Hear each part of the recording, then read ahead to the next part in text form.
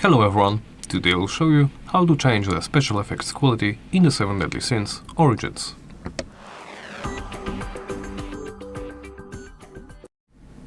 Let's begin by opening Settings. From there, navigate to Graphics and scroll down. In the Graphics section, look for the Special Effects Quality. Here you can change it as the context menu suggests, from very low, to medium, to high, to very high. Pick whichever option you prefer. I'll stick with medium. And once your choice is made, simply press the X button. And that's it. Thank you for watching, and please remember to like, comment and subscribe.